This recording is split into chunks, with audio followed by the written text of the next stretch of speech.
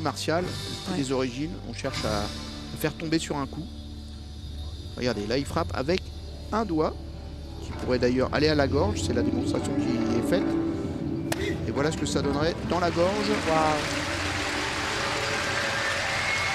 Il est tout en puissance cet homme-là, on le sent, effectivement, on le voit bien, le Superman que ça devait être il y a 20-30 ans. Il est 9e dan, il ne doit pas être tout jeune, 1951, c'est pas un gamin.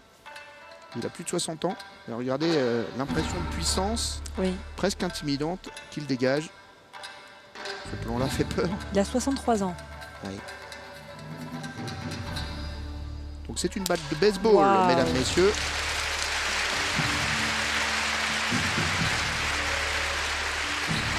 À ne pas tenter chez soi. D'ailleurs, vous n'avez pas de batte de baseball chez vous. Ce sont des années de pratique.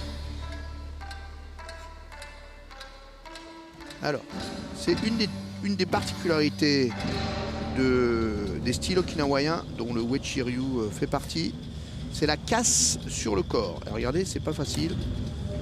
Il est en train de se taper sur les doigts de pied avec ce bâton récalcitrant, qui n'est donc pas du tout décidé de casser. Donc, sur la pointe des doigts de pied, vous pouvez imaginer l'idée. Tout le corps est endurci par une longue pratique d'endurcissement dont on comprend bien les logiques, puisque pour devenir un guerrier, pour devenir un combattant puissant, il faut que le corps soit une arme. C'est l'esprit du karaté des origines.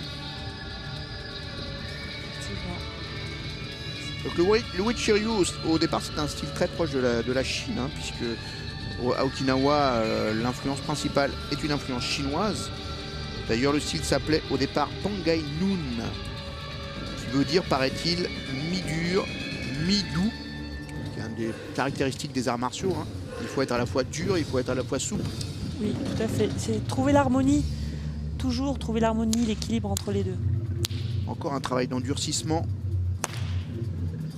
Voilà, on frappe le jeune pratiquant pour l'obliger à contracter, à subir le coup. Et c'est plus tard que maître Kambun Uechi a fini par donner son nom à l'école, le Uechi-ryu. Kambun Uechi qui avait étudié les arts martiaux chinois et la médecine, comme beaucoup de pratiquants d'Okinawa, de jeunes experts faisaient à l'époque. Ça remonte évidemment au 19e siècle. Vous voyez, c'est tout.